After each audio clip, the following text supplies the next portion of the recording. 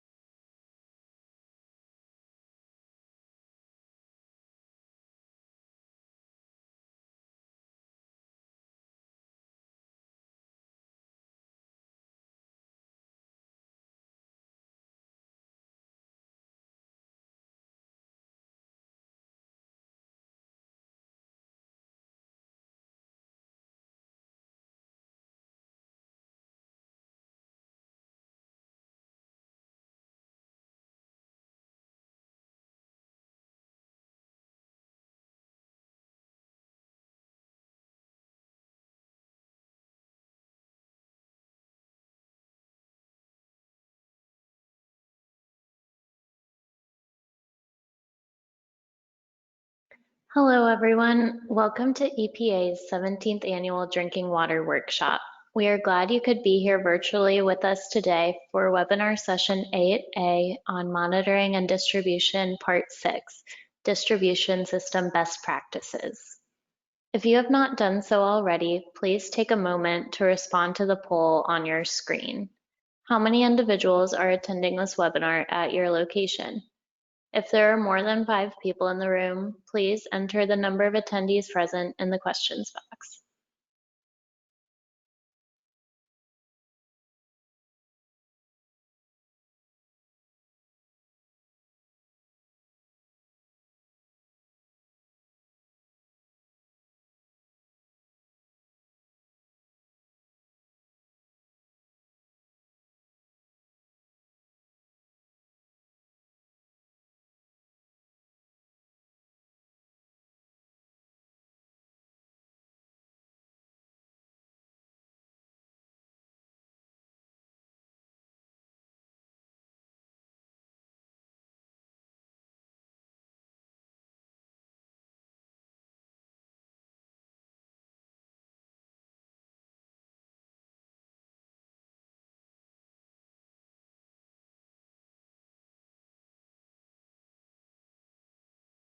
Thank you for your responses.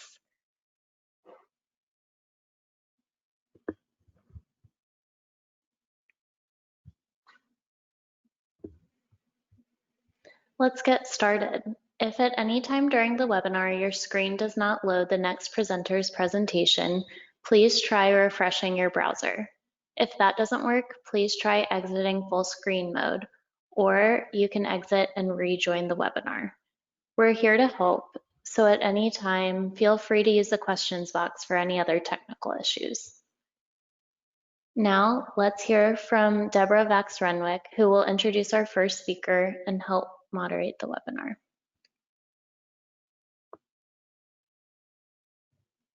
Hi, everyone. Welcome to session 8A on distribution system best practices. This is the last session of the small systems workshop, so thank you for sticking with us to the end.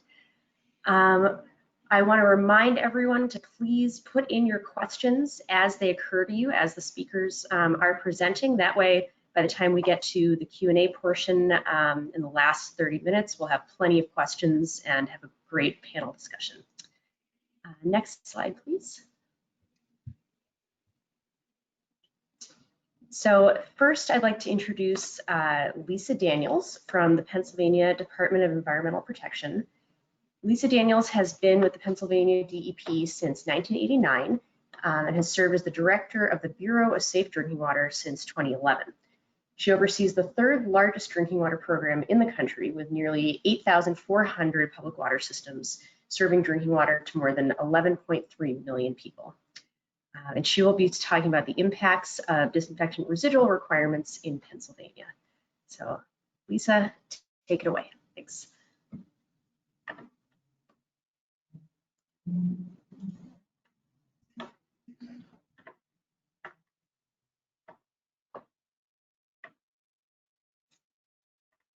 Okay, if everybody can see that on my screen, it looks like my webcam is over the presentation, but maybe it doesn't look that way to you. So I wanted to talk about the PA disinfection requirements rule that Pennsylvania moved forward with. I can tell you that the rulemaking itself took several years. It was something that we actually started in 2014 and did not come out with a final rule until 2018 because there was quite a bit of discussion and work that went into this rule as a result of lots of stakeholder input. So what I would like to talk about is the major provisions of the rule. So we're just briefly going to talk about some of the major provisions. Then I want to get into some of the compliance and enforcement information that we have so far and discuss really a before and after picture with both disinfection byproduct and revised total coliform rule compliance data because it's something that we certainly wanted to track the impact on. So it's something we wanted to very much keep tabs on as we rolled this rulemaking out. And then finally, I will get into some of the ongoing DRR implementation activities that we are conducting, some of the tools that have been developed, and then best management practices that we've seen. Before I get into what the DRR rule contained, I think it's helpful to put this into the context of where is Pennsylvania with the other disinfection microbial rule requirements, because I think you need to get the whole picture in terms of understanding what the impact of the DRR would have had. So in general, we've had long-standing treatment technique requirements that go back to when we obtained primacy for the Safe Drinking Water Program. And we've had a long-standing requirement that all public water systems have to provide adequate treatment to provide microbial protection. And what's good about this language is that it's all-encompassing. So it talks about all pathogenic bacteria, viruses, and protozoa and cysts. So it's not language that's specific to any one water system. or any one organism. So it gives us much broader authority to deal with things even like Legionella, for example. In addition, we've also had a long-standing requirement that all of our community water systems have to provide disinfection. So those are some pretty fundamental requirements that we have in Pennsylvania. Again, just to look at a couple of the other rules and where we might have been a little more stringent. In the filter rule, so the surface water treatment rule, Pennsylvania requires filtration for all surface water and goody sources. So we do not have a filtration avoidance criteria. All of our systems are required to filter. If we look at the groundwater rule, we made the decision to be more stringent with the groundwater rule by way of requiring all of our community water systems to provide 4-log inactivation.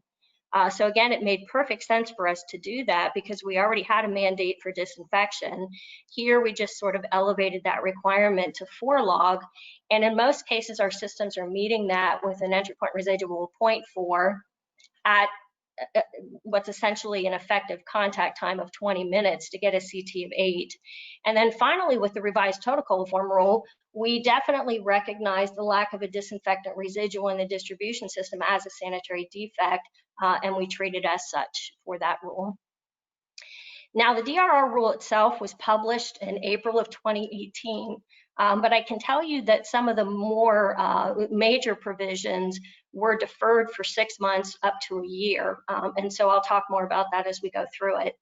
But just looking at some of the significant provisions, we did spend a little time looking at treatment efficacy, sort of treatment requirements within the plant and at the entry point, and made some requirements that really strengthen those provisions. So we added a decimal place, for example, to our entry point residual for surface water and goody systems so that they have to meet a 0.20, and that does make a difference in terms of rounding. We had a long-standing requirement that systems designed for CT and sort of know what their CT is, but we did not have a requirement for them to calculate it on a daily basis and then report the results to us. So that was the piece that was added so that they're actually forced to calculate it and send the results into us on a monthly basis. And then at any time, if they are below the required CT levels, they have to begin calculating every 4 hours until they're able to get that back up, just so that we can see what the duration of that event was. But in addition to those, the majority of the provisions were really in the distribution system because that's where we really felt we needed to improve public health protection. So within the distribution system, we raised our disinfectant residual requirement to 0.2. And just as a way of background, you know, the federal rule doesn't specify a residual in the distribution system. It just says detectable. Good, bad, or otherwise, Pennsylvania tried to define what detectable meant because we didn't think you could have a standard without an actual number. But unfortunately, our predecessors defined that as 0.02, which was probably at that time more of an MDL. So we did raise that to 0.2. We also require completion of a DRR sample siting plan. This is essentially an addendum to the RTCR plan, where they also tell us where they're collecting disinfectant residual data. We do require weekly monitoring, so that was a new thing for us. Instead of just looking at X number of samples over a month, we actually require them to check it on a weekly basis. And in addition to using the RTCR sites, we also require them to look for other representative sites that potentially you know, could be indicative of worse water quality. So looking at and including dead-end sampling points near storage tanks, areas of high water age, and so forth. And we also are spending quite a bit of time looking at water quality coming through interconnections and mixing zones. So those are sampling points as well. In terms of other requirements for any site, any individual site that's less than 0.2, we do require the water supplier to monitor that site the following month because we want to see what's going on from month to month. And if there is a situation where the same site is below 2 for 2 months, then that triggers a requirement for an investigation. We call it a distribution system investigation. So this is our attempt to look at equitable water quality and have systems take action if they have a particular area in their distribution system that continues to have a low residual. So we have them do an investigation, we have them submit the report to us, and that report has to talk about what they found and what they did to fix that and correct that. We did eliminate the HPC alternative compliance criteria because really we couldn't find any evidence that that provides the same level of protection of disinfectant residuals, so we did eliminate that. And then finally, we require a nitrification control plan for any of our systems that provide chloraminated water, and that's either that they treat with chloramines or they purchase water that contains chloramines. So those are the significant provisions. Through the rulemaking process, we did track and provide data on other states' disinfection requirements provisions because we thought that was helpful for folks to look at the context. So we tracked not only which states had specific disinfectant residual requirements in the distribution system, but we also tracked which states had mandatory disinfection, because sometimes that's helpful when you're comparing apples to apples, for example. In terms of the treatment technique, now I'm going to get into sort of the violations that we are identifying under this rule. So under the treatment technique requirements, of course, we've got our smaller groundwater systems that collect less than 40 samples per month. If no more than one sample is less than 0.2 for 2 consecutive months, then the system is in compliance. For larger groundwater systems collecting more than 40, and for all of our surface water and GUDI systems, again, if no more than 5% of the samples per month are less than 0.2 for 2 consecutive months, then the system is in compliance. So those are the treatment techniques.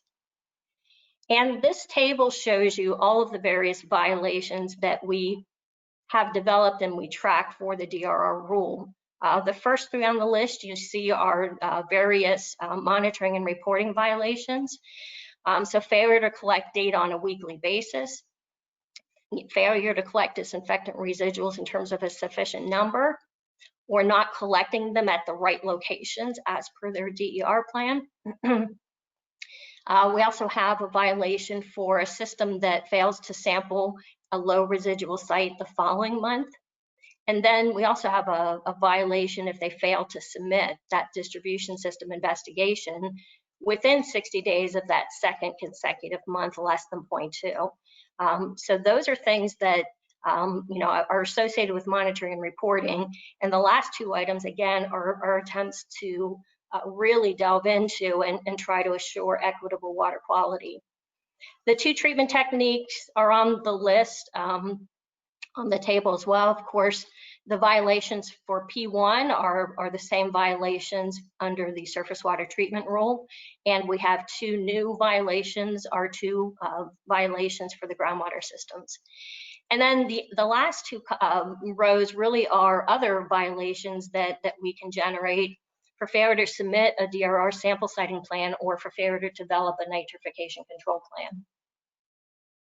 So when we look at the data that we have to date, so again, quite a few of these provisions were delayed for a year, and so they really only went into effect in the May to June timeframe of 2019. So we really have just about 13 months worth of data in terms of the numbers of violations that we've seen so far.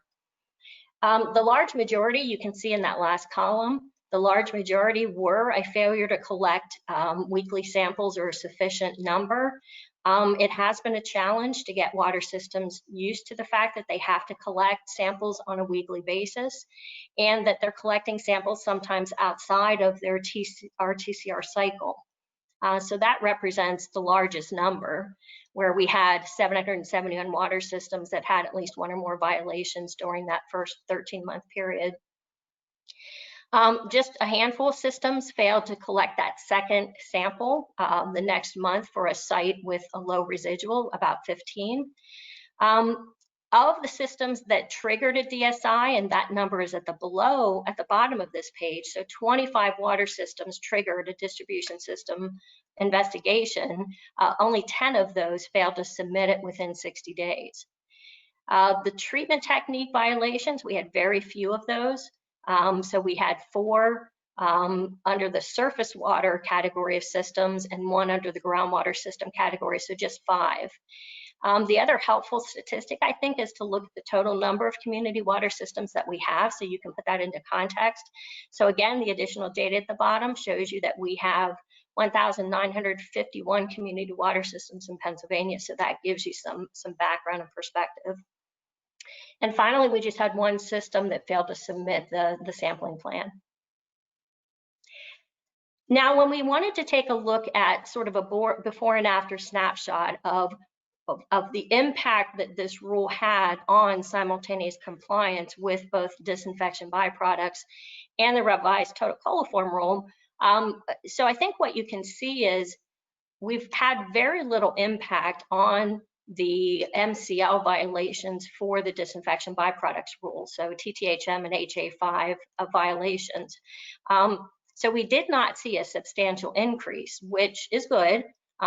We didn't really know what to expect, because certainly during the rulemaking, that was something that the water suppliers were very concerned about.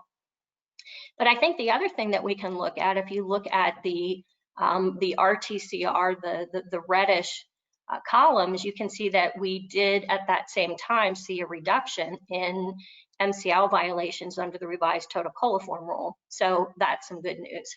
And then the only thing that I will point out, the data so far for calendar year 2020, of course, is year to date. So that only includes information through June at this point. So in terms of early findings and impacts, and again, we only have about 13 months of data so far, but it does appear as if we have a high percentage of community water systems that have been able to meet the treatment technique requirement. So 99.7% of our community water systems have been able to meet that. And as a result of that, I think we've certainly seen improved water quality and public health protection because of that. We have a pretty low percentage of community water systems that triggered a DSI. And again, a DSI is triggered if they have the same site that is low for 2 consecutive months. And so again, very small percentage, 1.3%, which again, I think shows that we have some success in looking at equitable water quality. The DRR rule did not seem to result in an increase in disinfectant residual treatment technique violations or DBPR MCL violations. Again, those were some of the concerns we heard through the rulemaking process.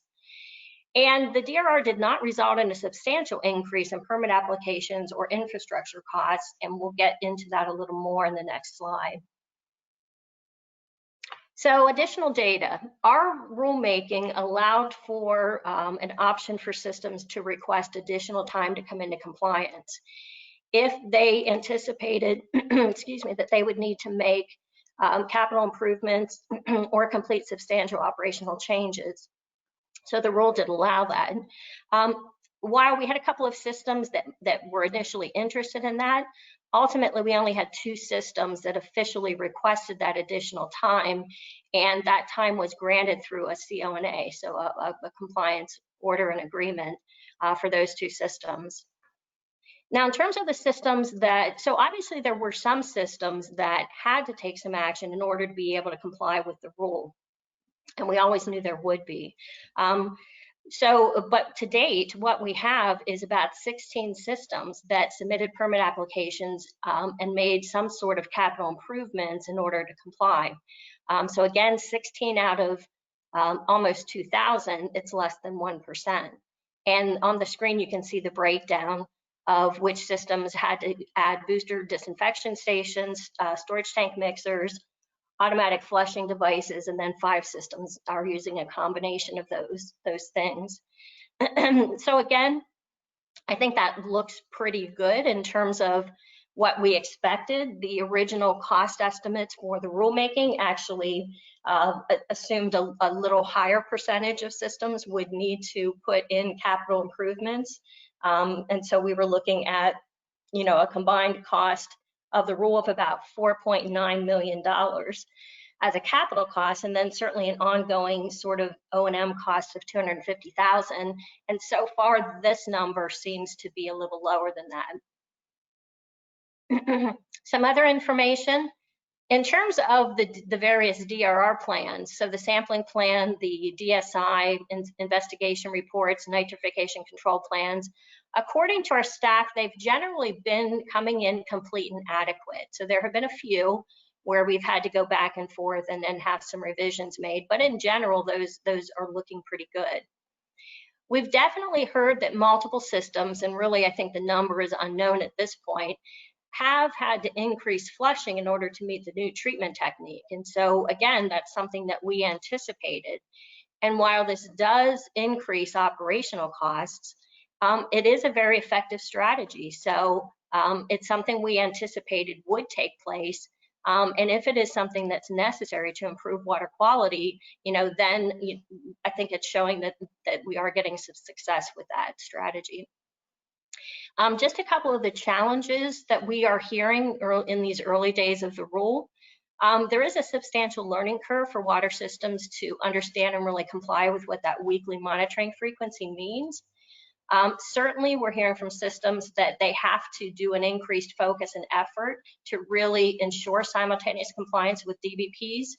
And so while those violations are low, that's not to say it isn't taking additional work for systems to be able to achieve simultaneous compliance with disinfection byproducts.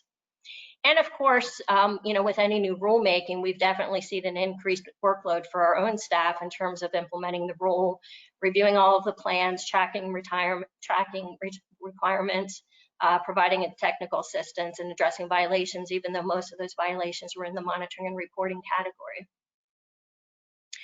So where are we going from here? So implementation and tools. We created several job aids when we were rolling out the rule and providing training. So we do have Giardia and virus log and activation calculator tools. We did quite a bit of training and actually put some of this training on YouTube so folks can have access to it. But we did a lot of training around method 334 because we wanted to make sure that we had accurate data and a high confidence in the data that we were getting, and method 334 is really necessary to look at instrumentation and calibration and things like that. We put together a DRR sample siting plan template that seems to be used by most of our systems. We put together a distribution system investigation and corrective action form that walks the user through a series of questions. Gives them ideas of things to check in terms of an investigation, and provides spaces there for them to put in information about what they found and what they did to correct it. All of our DER training materials are on our web page, and I'll show you that web link at the end of this presentation. And then finally, we continue to offer the distribution system optimization program. Which is a program that is modeled after a lot of the work that was done out of the folks at EPA Cincinnati, and we've had pretty great success. Just really summarizing this program, if folks aren't familiar with it, it's really intended to identify water quality and quantity limiting factors related to disinfectant residual, DBP formation, and microbial activity in the distribution system. So that's really what it's focused on. The components include investigative distribution system sampling, distribution system influent hold studies, and storage tank evaluation. So those are the three big pieces of this program. With investigative sampling, it allows you to try to identify critical areas of the distribution system. So you focus on dead ends, high water age, low demand, those kinds of things, areas where they know that they're having trouble maintaining disinfectant residuals. And so you sort of identify those sites and do some sampling. Then you can sort of plot out that sampling and identify any of your hot spots or critical spots where you're having trouble maintaining residuals. You can also then overlay that with disinfection byproduct information to get a complete picture. And in a lot of cases that we found, the same areas of the distribution system where water systems are having trouble maintaining a residual are the exact same areas of their distribution system where they have elevated TTHM levels, because it's all being caused by the same problem, which is high water age, low turnover, potentially issues with storage tanks. But looking at it, sort of in a mapping way, really brings it home for the system in terms of the areas where they need to spend a little more time. A hold study is something that can be done to really simulate, estimate the bulk water chlorine decay rate and DBP formation potential. And it's really meant to determine if the system is experiencing chlorine loss due to excessive chlorine demand within the bulk water itself, or whether that's a function of once it gets out into the distribution system. And it also allows water systems to determine where to focus their efforts on DBP control strategies. So do they have work, is there work for them to do at the plant, within the plant, or is there really just all of the focus area would be in the distribution system? So again, it's data driven. So you look at disinfectant residuals, you look at TTHMs and HA5s, and you collect samples, and then you hold those samples and you look at what happens to those levels over time, and that can help you figure out where you're getting sort of your greatest increase. And so with this particular example, I think what you can see is, very quickly on with the disinfectant residual, we get a pretty big drop off in the residual itself, and we have almost immediate issues with disinfection byproducts in terms of TTHMs, right out of the gate. So in this particular case, this system has, quite a bit of work to do within the plant to look at what they can do to reduce precursors, enhanced treatment, enhanced coagulation, and so forth. And there's a lot of opportunity for them to do that within the plant itself. The last component is a storage tank evaluation. We have dedicated equipment for 2 different teams that we have that can do storage tank assessments. Again, what we're looking for is turnover rates, any problems with thermal stratification, where there's insufficient mixing, and all of those things tend to degrade water quality. So we have the ability to sample at various tank levels. We're certainly looking at temperature as well to look at issues with stratification. And we can do continuous disinfectant residual monitoring during those drain and fill cycles to get a really good picture of what's going on. And again, all of that can be plotted, and it just really gives systems a lot of information about how the tank is being operated and what changes you can make to that to really improve water quality. So that's a quick look at our disinfection requirements rule. Here's the link to get to our DRR webpage. And there you will see our regulation, all of our training materials, and everything else that's available. So with that, I will thank you, and I will go ahead and turn it back to Deborah.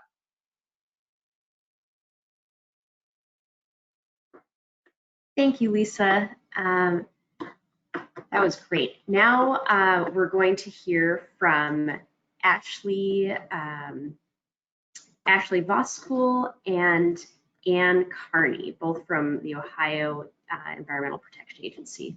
While we're transferring control over to them, I just want to remind you again, please enter your questions in as they occur to you. We already have a good set from this last presentation, so keep them coming. Also, a reminder that you can find the presentations and the bios in the handouts tab to the right of the presentation. So Ashley Voskuhl and Ann Karney are going to be presenting on Ohio's updated optimal corrosion control treatment review process. Ashley Voskuhl is an environmental specialist with Ohio EPA's Division of Drinking and Groundwaters, Engineering and Infrastructure section, with previous experience in compliance assurance. At Ohio EPA, she's been involved with regulatory development and implementation with a specific focus on lead removal. She previously worked at US EPA's Office of Research and Development, researching impacts of corrosion on lead in drinking water. Ashley received her BS in Chemical Engineering from The Ohio State University in 2016. Also presenting with her is Ann Karney from Ohio EPA. Ann Karney holds a Bachelor of Science in Civil Engineering from the University of Toledo, and is a registered professional engineer in Ohio. Ann has worked in the water and wastewater industry for 13 years. The past 11 years, Ann has worked in the Division of Drinking Water in the Northeast Office of Ohio EPA and is currently an Environmental Specialist 3/engineer. Thank you, Ann and Ashley. Go ahead.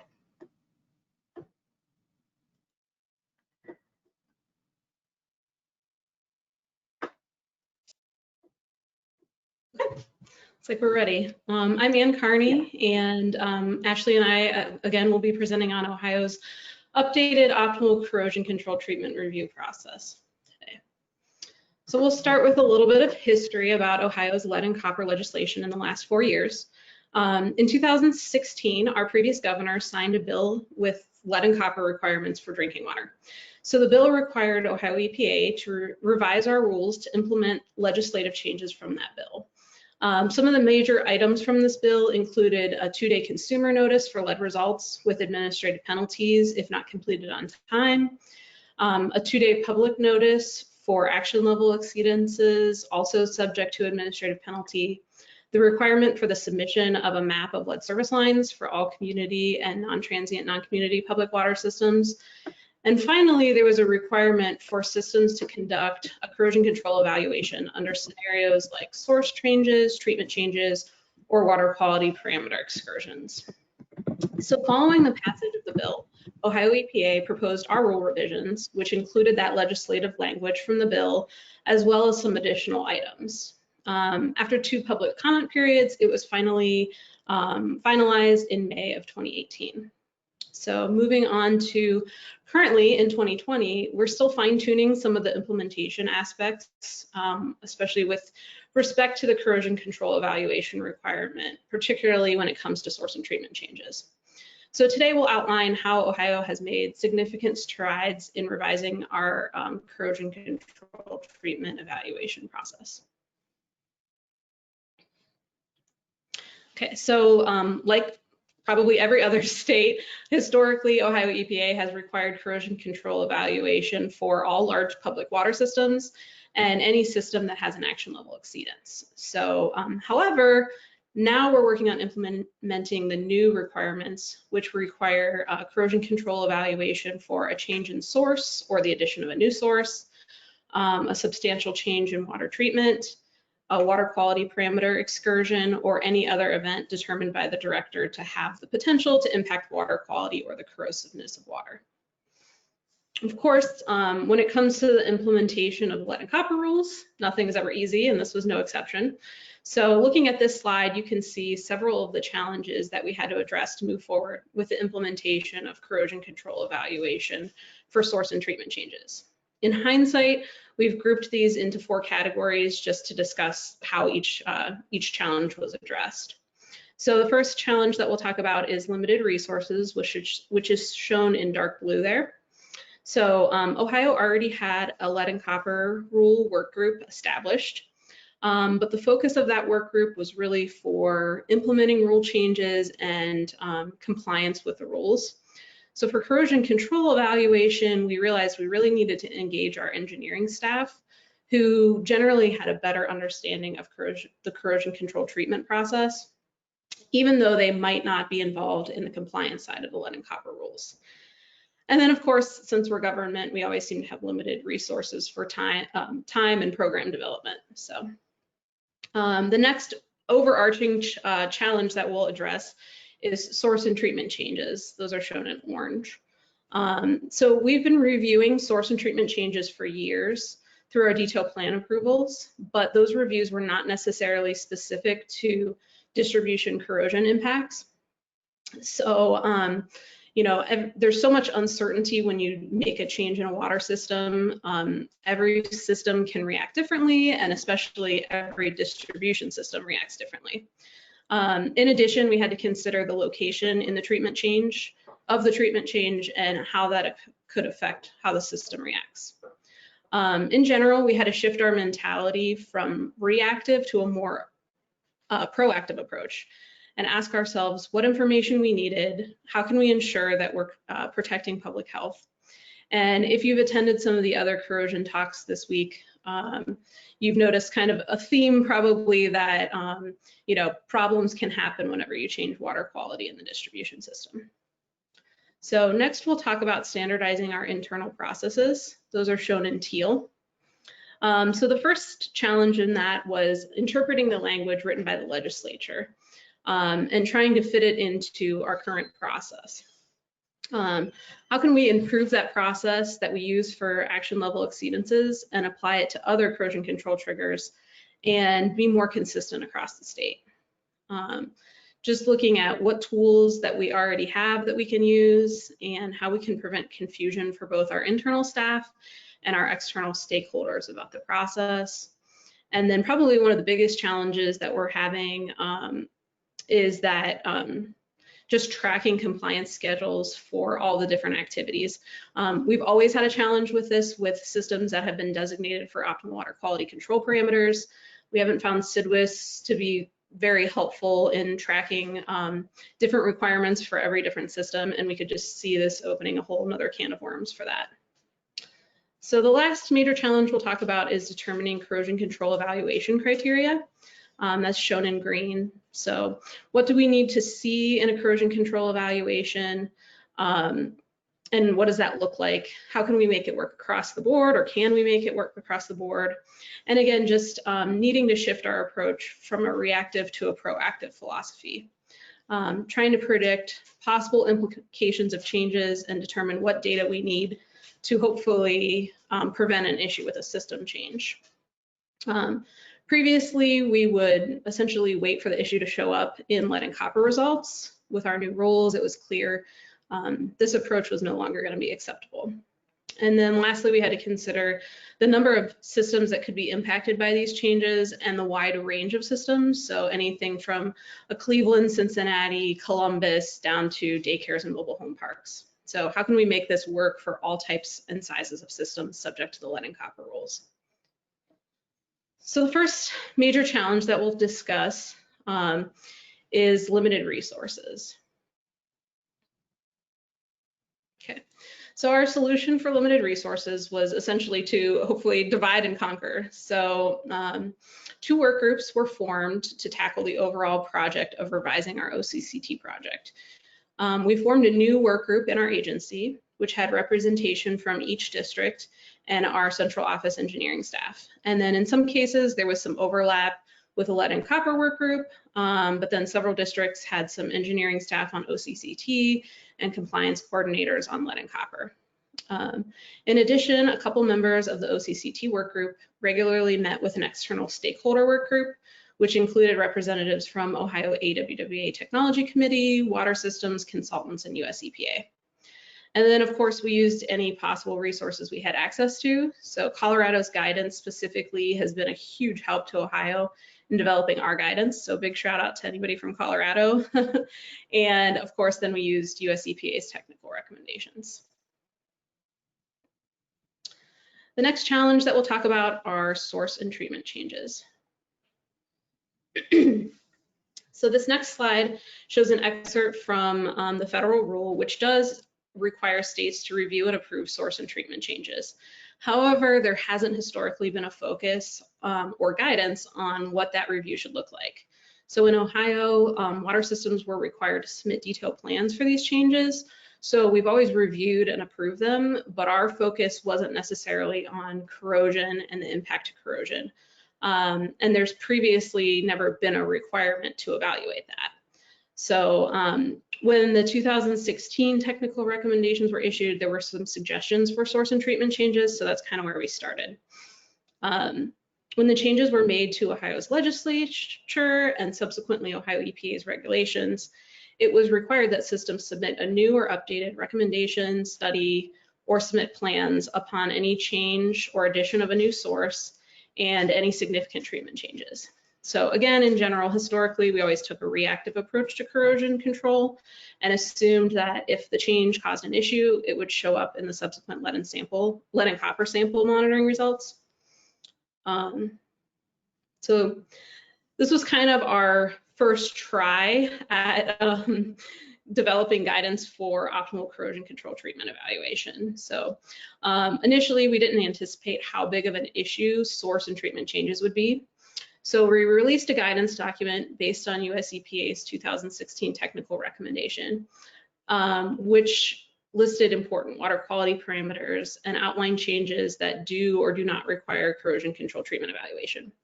The guidance also included required follow-up actions. So we wrongly assumed that this would clear up the question of source and treatment changes. You can see here, this is just a small excerpt from that guidance. So table 1 shows source and treatment changes that would require corrosion control treatment evaluation, and then table 2 shows changes that do not require corrosion control treatment. And Ashley will go into a little more detail about why this guidance wasn't sufficient for Ohio and how we're addressing that now. So the next major challenge that we had to deal with was standardizing our internal process. So how do we do that? Essentially, we're maintaining our existing process framework for new corrosion control treatment evaluation triggers. The difference is that for some systems, they might not go through every step in the existing framework.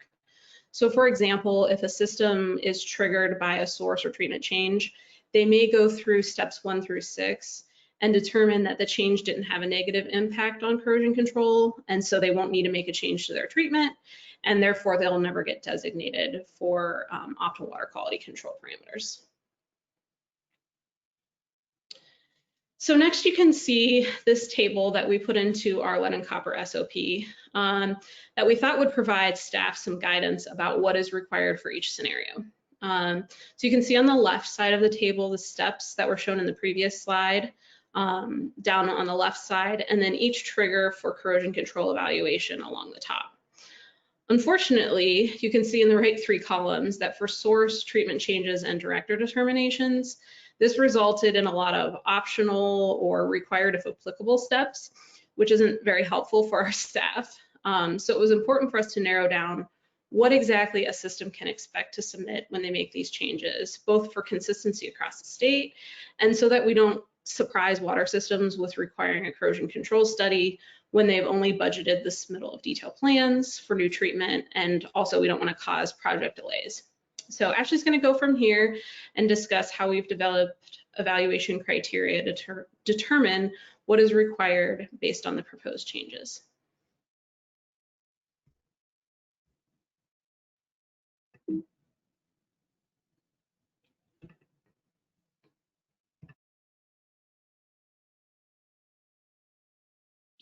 Ashley, I think you're on mute.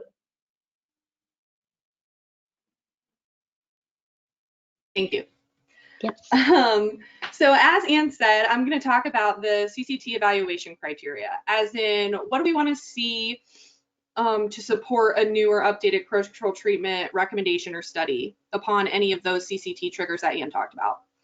And then building upon what Ann has already discussed, we were attempting to standardize our process, and so we utilized our internal and external work groups to establish the CCT evaluation criteria. And again, our solution was to try and use the resources we already had access to and make the most of those.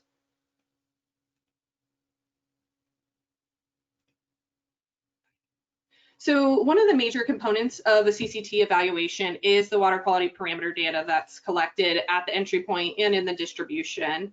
So together with our internal and external work groups, we finalized the list of parameters shown on this slide. These parameters are required for any CCT evaluation, no matter the trigger, so action level, exceedance, source change, etc. That being said, those parameters with an asterisk next to them are only required depending on the specific situation. For example, orthophosphate is only required if a phosphate-based chemical is either being used or being proposed. We also decided that for simplicity, both the frequency and the number of sites should match what's in the federal rule, which is based on population for initial monitoring and any follow-up monitoring that's needed.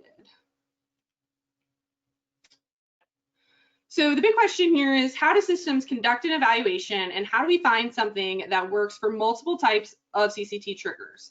A small system with an action level exceedance, a large system implementing major new treatment, or a medium system wanting to add a purchased water source. So again, our solution was to kind of use what we already have and make it work for us. So we worked to finalize a revised corrosion control treatment recommendation form using our old equivalent of the form, US EPA's template that came out with the 2016 technical recommendations, and then Colorado's template, which was modified from US EPA's Excel sheets.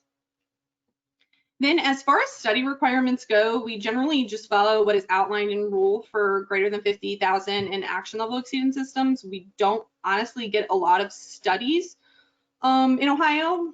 So like pipe loops, analogous system comparison, most everything is recommendations. But we do allow additional analysis to be conducted, for example, like pipe scale analysis, as long as those rule requirements are met for ALE and 50K systems. And then we also allow alternative analysis to be conducted for source and treatment changes, should we determine that a CCT study needs to be conducted. And I'll talk a little bit more about that later on. So really fast, I am going to pause the presentation and pull up the two forms that we developed. We developed an internal and an external workbook based off what US EPA had provided. So as far as the external form goes, we wanted it to work not just for action level exceedances and 50,000 systems, but also the source and treatment change triggers. Those are pretty major. Now that doesn't mean for every source and treatment change that CCT needs to be installed or needs to already have been installed, but I'll discuss that a little later in this demo. So we've got the general water system info, and we've got some pretty detailed instructions so that water systems know how to fill this out. And then we have our Exhibit D, which looks pretty similar to what US EPA had. We did split it out for communities and non-transients, so they only have to fill out the one that's applicable to them because some of the questions are a little different. We did, so Exhibit D has, you know, the water quality parameters, and we did update those with all the water quality parameters that I had talked about a couple slides ago. Then we have our lead and copper data, treatment, both current and planned information, lead service line information, and then distribution system materials and operation information. And so Exhibit E is really where we made a lot of our changes, and we kind of took a cue from Colorado as well as, you know, literature, that kind of thing. So one of the first thing that we did was, if a water system actually has to propose corrosion control treatment, like if they had an action level exceedance, they have to choose a primary corrosion control treatment option. So with that, we removed the option for adding a silicate-based inhibitor because there's not a lot of research on that, as well as the calcium carbonate stabilization. And what we did was we have those as supplemental options. If someone is doing a source or treatment change and they don't have corrosion control treatment, but they may want to adjust something, they can suggest one of these supplemental corrosion control treatment options. Another thing is, you know, distribution flushing. A water system with an action level exceedance can propose that in addition to primary CCT options. So those are some changes there. And then the final option there is to not install corrosion control treatment. And that's for water systems that are making a change in source or treatment. And they've done an analysis of their water quality parameters, and it kind of demonstrates that there's not going to be an expected change. Now, to do that, if they do that, they do have to fill out our Appendix A, which is the same water quality parameters in Exhibit D, but it's the proposed water quality parameters. So the proposed source, the proposed treatment, what they expect it to be outlined here to be compared with what's in Exhibit D. Then Exhibit E2, we expanded from what US EPA's template has, and with the help of our external group, we outlined more specifically some of the secondary impacts, and those can be found in our Appendix B And then the last portion is where the PWS outlines what their actual CCT recommendation is. And that's where they have the dose, that sort of thing. So the next workbook I'm gonna bring up was basically adapted from the internal portions of US EPA, or the primacy portions of US EPA's templates. So we kind of took what US EPA had developed and we made a workbook for our internal review by our engineers across the state. So now again, this had to work for people in 6 different offices, and it had to work for anything from an action level exceedance trigger to a source change or treatment change trigger.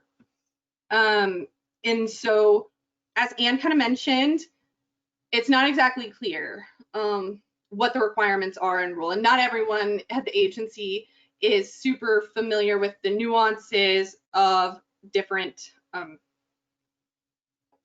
the different parts of the rules. So we kind of took this table from US EPA, modified it on the left here. The requirements match what's in that table that Anne showed, which is in our internal SOP on how to do this. But we use kind of a simple VLOOKUP tool to outline what the requirements actually are for staff filling this out. So just a quick demonstration of that. If a medium system that's a community is filling or submitted something, I would fill this out as the review engineer, assuming they don't have corrosion control treatment installed, they're proposing a new source, and they have lead service lines. So then once I fill all this out in this sheet, all of this populates on the requirements overview tab, and it outlines kind of what's going on, where the requirement comes from. It provides, you know, our references for our staff to our rules, our regulation, as well as our internal SOP. And then we've been kind of playing around and mentioned that we're having trouble, or we've had trouble in the past, tracking this in SIDWIS. And so we're working on implementing these kind of with compliance schedule components. So that will also be in there. And then staff can fill out this last column just with the dates and then create their compliance schedule in SIDWIS. And hopefully it's, you know, fairly easier for them. So the presentation.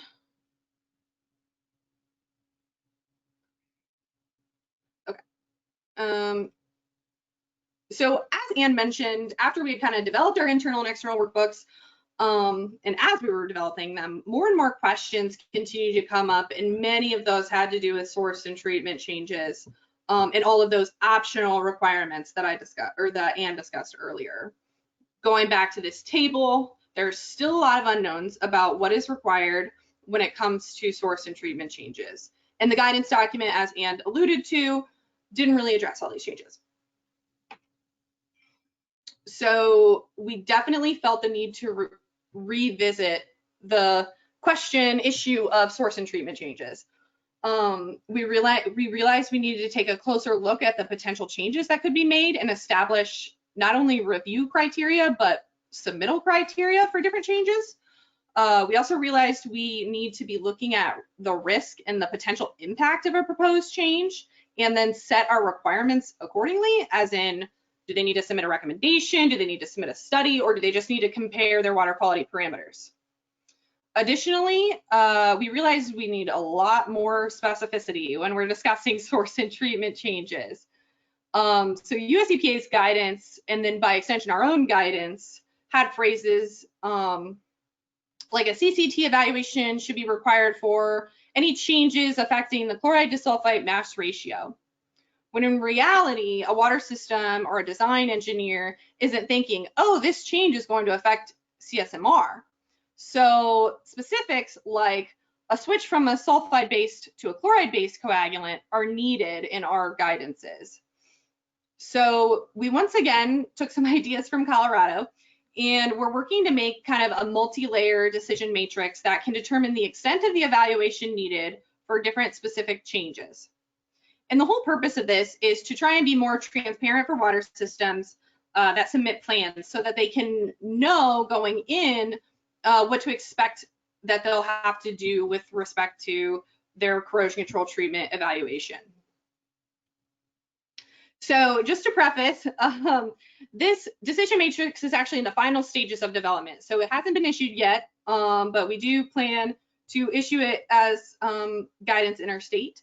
But we're looking, as a part of this matrix, we're looking at 3 major input criteria with respect to plans that are coming in for source and treatment changes. The risk of the change itself is the big one, ranging from none, requiring very little evaluation, to high, requiring obviously the highest level of evaluation. And these levels are going to be laid out specifically for types of projects that we see, and the level will then be based on documented literature as well as input from our stakeholders. And I'll talk about this a little bit more about this in a couple slides. The other 2 criteria we're looking at are the size of the system and whether or not the water system has lead service lines. Again, as Anne mentioned, our intent here is to be proactive in source and treatment changes, but we also want to be reasonable with respect to what a water system actually needs to evaluate. So if it's a minor change, less evaluation than a major change. So based on the criteria discussed in the last slide, the inputs, we have these outputs, these required actions. The review engineer at Ohio EPA would require the evaluation based on that level of risk from those inputs. So this includes monitoring before and after a proposed change, and then what actually needs to go into their CCT evaluation. So this recommendation form I discussed, or just a comparison of water quality parameters, or if a bigger study needs to be completed. So at this time, this is actually we outline this to our systems in like a comment letter based on their plans, but eventually, as I said, we want this to be incorporated into guidance, be transparent and streamlined as a part of the initial submittal criteria. So it's submitted by the water system before we have to ask for it. As I mentioned, this is a multi-layer decision matrix. So, you know, the first layer is those required actions based on that initial input criteria. And the second layer is the risk of the various changes themselves.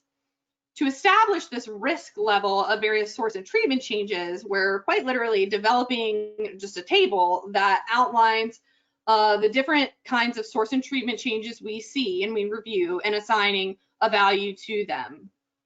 So while it looks simple, this has actually been very labor intensive. We're doing literature reviews, reviewed any and all US EPA simultaneous compliance, et cetera, guidances. We've reviewed what Colorado has in their kind of similar ranking method. And then of course, we're running this by the external stakeholder group for input. So on this slide, I've listed some examples of types of changes that may fall under the various risk levels, just to give you an idea of where we're going with this. And so 0, we have, you know, changing your coagulant vendor would be a very minimal change, wouldn't require really any evaluation. Whereas going up, you know, adding aeration is a higher level of evaluation. Adding a corrosion inhibitor chemical, even higher, and then you know, the highest level of evaluation being, you know, switching from a purchased treated source to an untreated source, or the addition of RO. And so we're kind of doing this with every kind of plan that we get in to our office. So as I said, our decision matrix is not quite finalized, but we're planning on eventually revising that source and treatment change guidance that Anne discussed earlier to include the matrix and all of the, you know, science-based decision making. And then all of our guidances go through an external comment period beyond our external stakeholder group.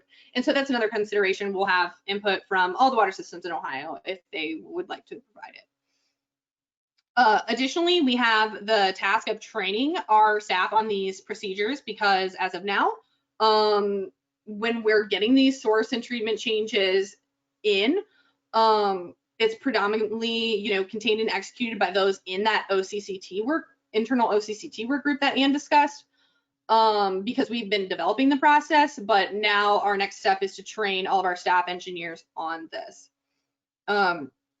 Similarly, we'll need to train our water systems and any consultants submitting anything in Ohio on this once finalized.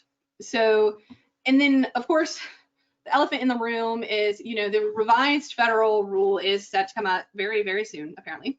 And so we may need to work on, or we will need to work on integrating the concept of re-optimization as well as some of those small system alternatives into our overall OCCT process.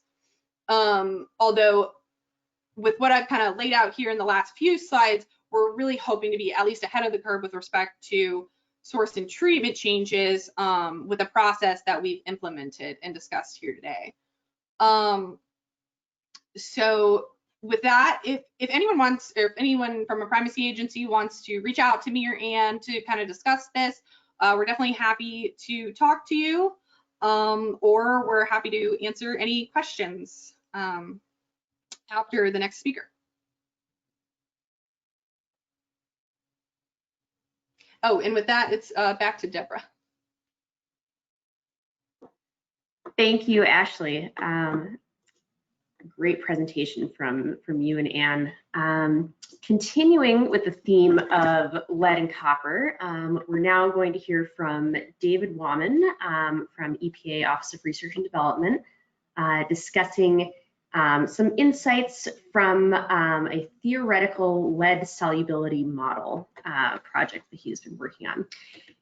David Wahman is currently a research environmental engineer in EPA's Office of Research and Development, located in Cincinnati, Ohio. He's a registered professional engineer with over 24 years of experience. He received his BS in civil engineering from Rose-Hulman Institute of Technology and a Master of Science in Engineering in Environmental and Water Resources Engineering, and a PhD in Civil Engineering from University of Texas at Austin. After graduation, he conducted a postdoctoral fellowship at EPA before accepting a permanent position. His research interests include drinking water chemistry and distribution system water quality issues. And I understand that we will not be seeing Dave's face for his presentation, just his voice, but passing it over to you.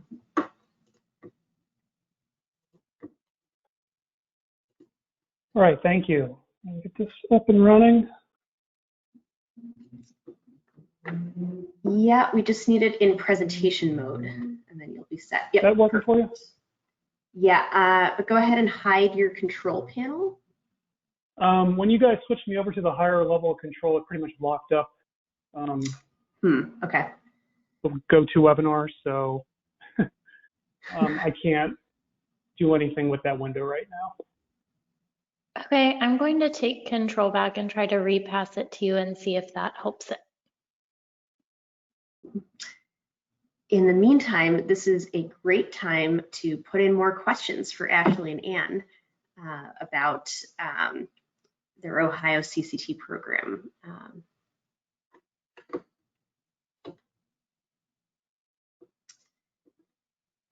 Also, if questions are occurring to you from Lisa's presentation, there's no time limit. You can go ahead and enter those as well.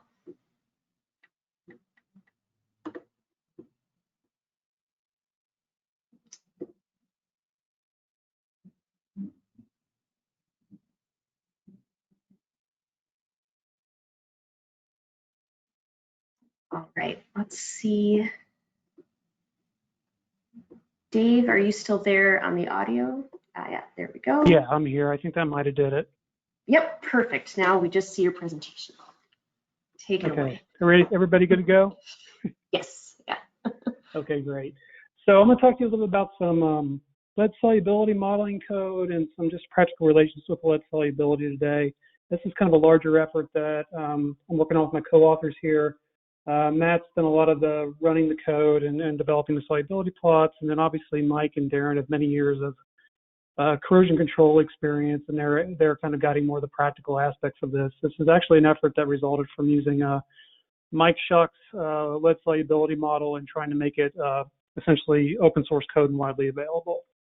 So I'm going to talk to you about kind of two things today. The first is going to be about this simulation code that we've developed, list some limitations in general about solubility modeling, talk about some of the capabilities of this code, what it can do for you potentially, and then go on to just running some of the simulations and just in general talking about a lot of the practical relationships that kind of translate in the practice from theory, and that's related to when we don't have orthophosphate around, it's mainly dependent on dissolved organic carbon and pH and those relationships.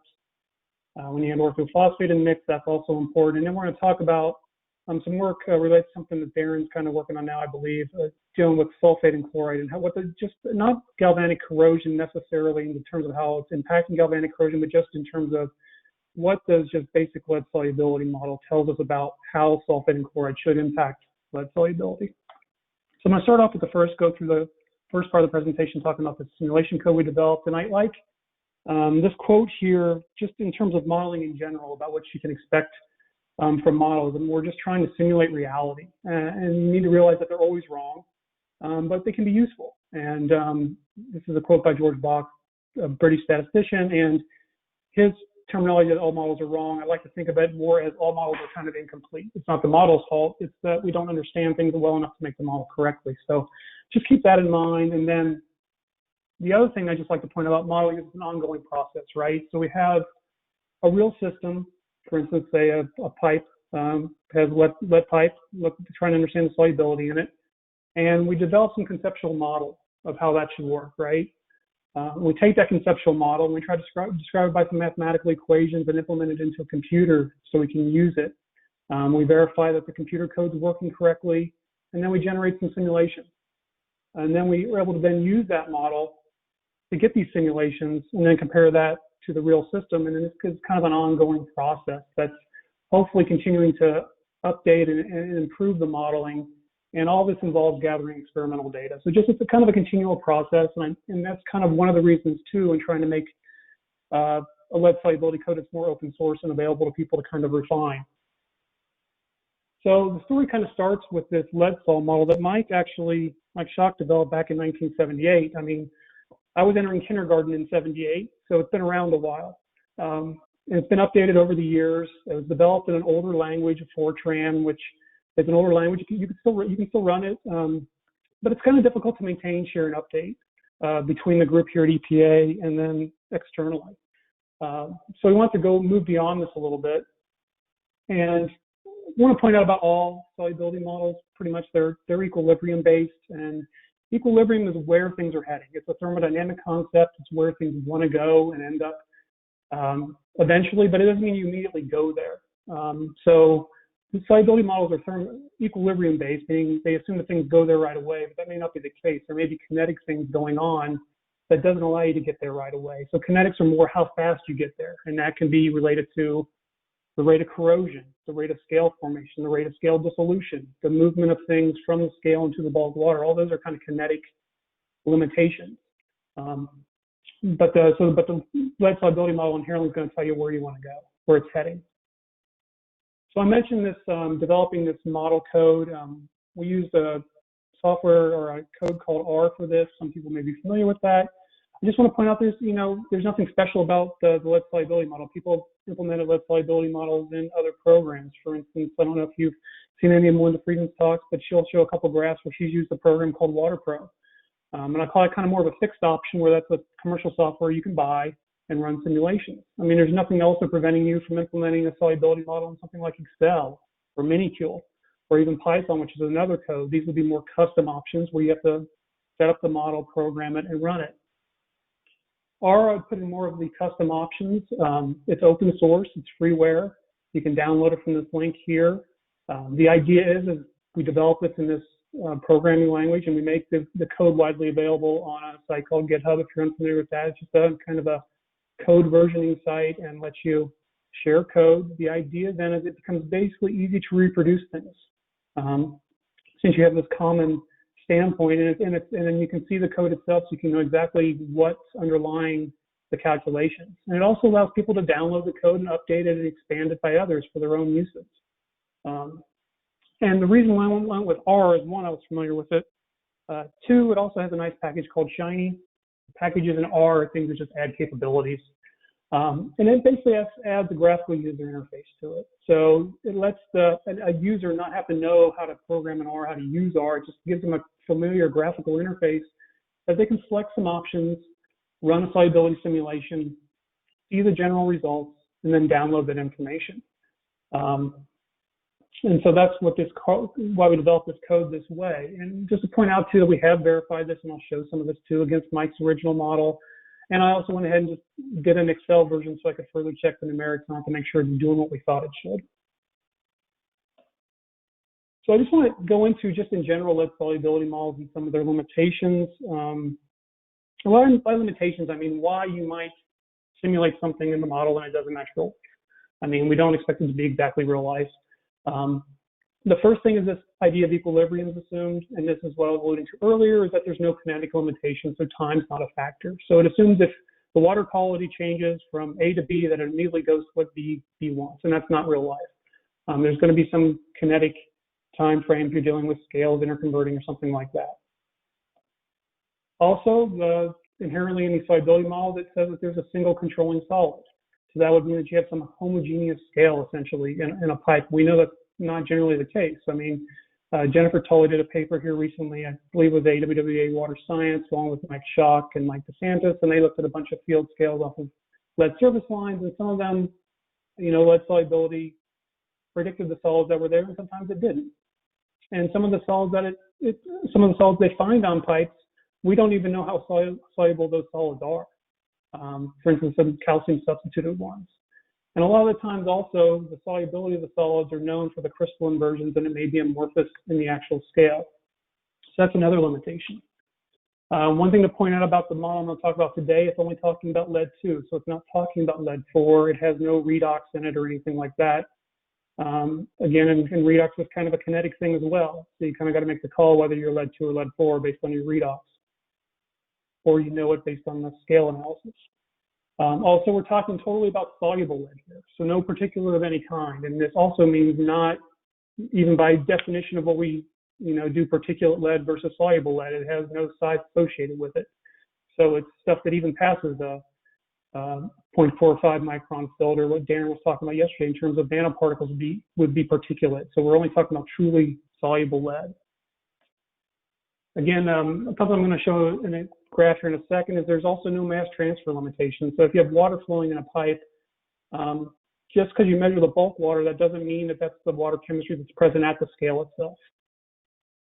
Also, we only know that these models are full of constants, and each of these constants are dependent on temperature. We typically only know them really for 25C. There can also be biological interactions in the scales that will impact things, organic matter interactions, and none of those are typically in the solubility models. One thing about phosphate is the main thing probably here is that it's only dealing with orthophosphate. We don't really, include polyphosphates are kind of ignored in this. So really talking about orthophosphate when we mention phosphates in these models. So I just want to go in a little bit just to highlight some of the limitations and this idea that the scale is not going to be homogeneous likely. It's going to be heterogeneous. And here's the picture from Jennifer's paper I mentioned, showing 4 different cross sections essentially of lead service lines. And you can really see up in the upper left here on number 1 where you have 2 distinct kind of morphologies there. It has some thickness to it on the top, looks like maybe like a forest in front of a plain. But just the idea that they're not homogeneous. And again, some of the solids we don't even know the equilibrium constants for to be able to include them in the models at this point. And also when we do know the solid, for instance, there could be multiple experimentally determined solubility constants out in the literature. And that's what I'm trying to highlight on this graph, is that this assumes it's a hydroxypyramorphite solid example. So this is with 1 milligram per liter of phosphate in the background and either 10 or 50 milligrams per liter DIC. You'll notice that in the legend. What I'm showing here is soluble lead, essentially total lead on the X or on the Y-axis on a log scale, and pH on the x-axis, and I just want to highlight that in the literature there's kind of these two values for the solubility of hydroxypyramorphite, and these are log K values, meaning that they're a one change in a log K value is an order of magnitude. So these two values essentially differ by about a factor of 10,000. And what that translates to is about a factor of 7 difference if you would actually run the solubility simulations on this. So comparing the two solid lines, which are at a 10 milligram per liter of carbon per liter DIC, they vary by a factor of 7. Their shape's pretty similar, just kind of looks like they're shifted. So there's that uncertainty that's out there. And then I think the final one I want to talk about here is mass transfer. And this relates to, is what you measure in the bulk water actually what's occurring at the scale. So this was a figure from a paper where they looked at brass coupons joined by a lead solder joint. And then they flowed water over the coupon, and then they measured using microelectrodes, which are miniaturized electrodes, from the bulk water into the surface and saw how the parameters change. So the x-axis here is distance to the coupon surface. So 0 is at the coupon surface, and then the negative values will move out to the bulk water, or think to the center of your pipe, for instance. And then the y-axis here shows you the lead concentration or pH. And I want to focus on the pH profile mainly. And then so they measured this after 1 hour stagnation. And what you see is in the bulk water, which is what their feed water was, they maintained a pH of about 7. But at their surface, where galvanic corrosion was likely occurring, the pH dropped. And it was about 4 they were measuring at the surface. So you can see that even though you think you might know what's going on in the bulk water, which is really where you're sampling from, what's going on at the surface might be significantly different. And that's what's really in equilibrium with that scale. And I guess the further point here is that hydraulics matter, and flow velocity and stagnation can come into play here in determining what this change looks like. This is an extreme case probably, but it just gives you an idea of how things can be different at the scale versus the surface. So a lot of limitations on these models, but are they useful? And I would say, yeah, they're still useful, right? We've historically used them. Mike's, again, has been using them since the early 80s. Really applicable to simple lead carbonate or phosphate scales, and we do see those in practice. They're one of the tools in the toolbox. If you were here for the corrosion control training, I mean, they mentioned solubility models as a tool in the toolbox, and it's exactly what they are, with all these other items here. And I think the big thing here is they show trends, and that's the important thing with these solubility models. They show trends, so you can kind of view them sort of as qualitative versus quantitative, and they'll show you how changing the various parameters of water quality can impact things in terms of alkalinity, dissolving organic carbon, pH, phosphate, chloride, and sulfate. And then I think they're also useful, and why making them available also help in terms of guiding research questions or filling in some of the gaps or the limitations. I mean, and they also can help you interpret actual experimental results and field results. And the example I'm showing here for proposing new solids is, it's actually work that we did with copper corrosion. Darren, myself, and Mike, and some others had some solubility data that we couldn't model with a copper solubility model. So we played around with it a little bit, and we found out that the solubility data kind of indicated that if we had a solid that was like malachite, but had a much lower solubility, or you have a lot more copper in the water, that it would fit the solubility data. And so we looked out in the literature, and we found an amorphous solid called georgite that was an amorphous version of malachite. And then they did a bunch of solid analysis and proved that the solid that we were forming was actually georgite. So it kind of helped find that solid. And then you can also, the next step of that is that, okay, we know the solid's there, we're going to try to estimate its unknown solubility. And so that's kind of how these models can be beneficial. So I want to talk a little bit about this code that's been developed. I'm calling it the Theoretical Equilibrium Lead Solubility Simulator. Again, hopefully in the future, the code's going to be available for download with instructions to run it locally. It includes 9 lead 2 containing solids. It'll give you the solubility, assuming that one of those solids is controlling, or a mixture of those solids are possibly controlling. It includes the major complexes of, hydroxide, carbonate, phosphate. Again, we're talking about soluble lead here, and the lead is lead 2 plus any lead 2 complexes with any of these carbonate, phosphate, hydroxide complexes. And what that lets you do is evaluate the change in a selected parameter, and then view how that's going to impact solubility.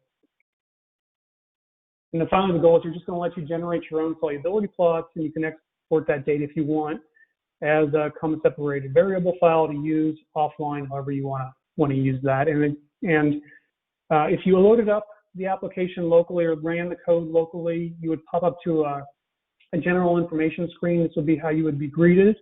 The point is on the left-hand side here, there are a bunch of tabs essentially. And right now we're on the general information tab. So that's the general information tab is what I'm showing you. The user of it would be interested in the next two tabs. This is where you can make your selections onto what you want to run during the simulation. So you can select the equilibrium constant values you want to use and your simulation conditions. And then the rest of the tabs will actually just generate solubility plots. Tabs 4 through 12 will generate a solubility plot, assuming that that is the only possible solid that's forming. And then the bottom one will take into consideration all the solids you want to consider and give you the overall solubility plot. And you can select which solid you'd like to consider. So again, I'll just go over this general info tab just quickly. I'm going to tell you, what it is, what's the last code version, and give our EPA disclaimer that it's out of our hands now, since it's been downloaded from the website.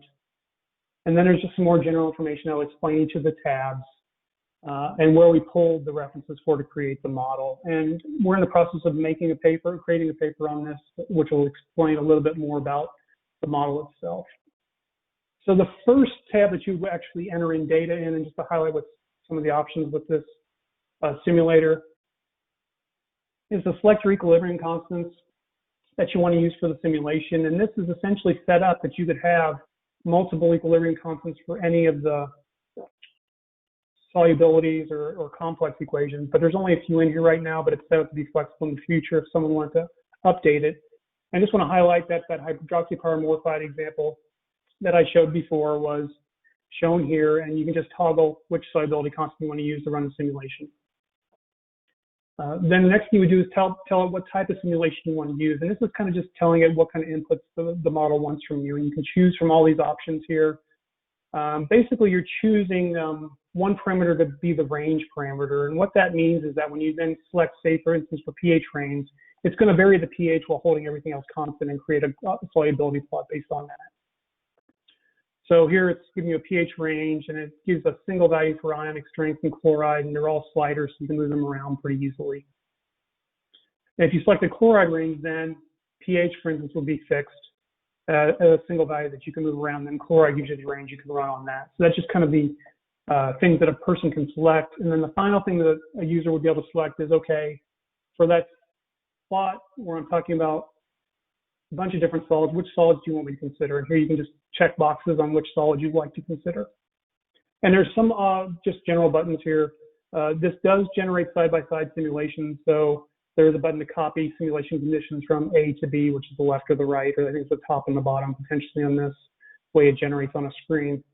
And then a button to run the simulations, and then a button to download things at the bottom. And then your solubility plots that you'll get will sort of look like this. So this is one where we're just assuming hydroxypyramorphite controlling. So that's the only solid considered to controlling. And this would be a general solubility plot where you have on the x-axis is your range value. So which variable did you select over a range? And here we did pH, as you can see. And then the y-axis is the log concentration coming out as either, there's two plots, one will be in moles and one will be in milligrams per liter of lead. And then all the lines on here are representing of the different species that are present in the simulation. The ones you're going to be most interested in likely are the total lead line, which is going to be generally your upper line. I just threw an action level horizontal line on here just for reference. Just pointing out the lead-2 ion itself is shown here, and then the rest of these are all lead complexes that are in there. So you can see all the different ways that lead is bound up and which are really the ones who are controlling solubility. And the final thing with the app I wanted to show is when we have multiple solids considered, the only thing that it adds here is a graph at the bottom which tells you under which condition which solids controlling. So you can see here between pH 10 and 10.1 roughly, you have a flip between pyramorphite and hydroxypyramorphite. And again, we did validate it. This is Mike's original code, where here we're showing the symbols are from the lead cell model and the lines are from the current model, and just the lines are going through the points, so things were matching up pretty well. So that takes care of the first part. I want to then jump into just highlighting some practical relationships, and these have been highlighted I think earlier in the training, like I said this week, but just that we just regenerated them with this code. The first one is looking at DIC and pH with lead solubility. So we're showing x-axis is pH, y-axis is soluble lead. We're showing it for several different DICs here, up from 5 to 100. And we're also indicating by the lines on which solid is actually controlling at a given condition, whether sericide or hydrosericide. And there's just some general trends here. It's pretty obvious. At the lower pHs, as you see, as you increase DIC, you decrease the soluble lead. So that's one trend there at these lower pH values. And then the opposite is true at the higher pH values in general, up to about pH 10. As you increase your DIC there, you see that the soluble lead is predicted to increase. And then there's this range around 80 or so where you see a minor DIC impact, not as much as those big bells there. And then, as I mentioned, based on the lower pHs, you're going to form sericide, and at the higher pHs, you're going to form hydrosericide. So that's really important. And Melinda highlighted this. If you're switching water sources, potentially you might be flipping between solids, and that could be problematic. The other thing, as I mentioned before, is that you can look at each of the species so you can understand which species are actually controlling that total lead level. So here, looking at for a DIC of 5, pH versus lead solubility versus a DIC of 100. And if you look on the left here, the black line is the total lead line, so it's the sum of the things under it. So basically at low pH, lead 2 is controlling, the lead 2 ion. Then a large lead carbonate complex starts to control as you move up in pH until about 10, and then above that, a lead hydroxide complex starts to control. A little bit different picture at PA, or with a higher DIC, again, showing total lead here on the right in black. Lead 2 is really not important now until you get below pH 6, roughly. Lead carbonate is over a much wider pH range now. And then we have a new complex that starts to be important as you get above pH 9. And that becomes important from that point on. It has 2 carbonates on it, essentially. And then that lead hydroxide is really not important anymore. So it can kind of guide you here. I'm just showing an example where as you increase the DIC, this extra complex becomes important. Potentially maybe some research areas about what to look for in terms of what's controlling this. I'll move on to if we have orthophosphate present now. So now DIC, pH, and orthophosphate are all going to be important.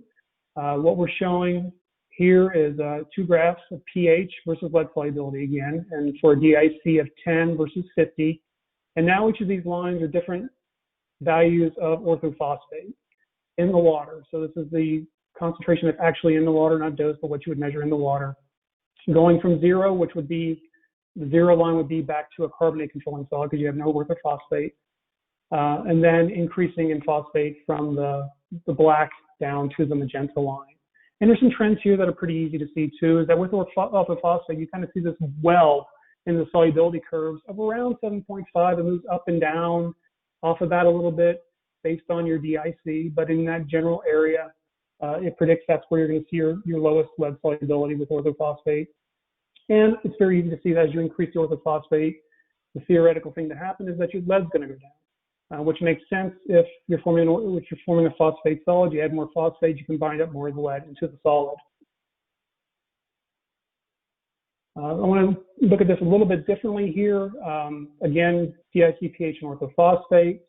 Here we're looking at orthophosphate concentration on the x-axis versus lead solubility on the y-axis for 2 different batches of DIC. So these lower set of lines are for about a 5 milligram per liter carbon DIC, and the upper lines are about 50 milligrams per liter roughly. And then each of the individual lines within a set are pH varying from 7 to 8.5. Point out that we're looking at a log scale here on the y-axis for now.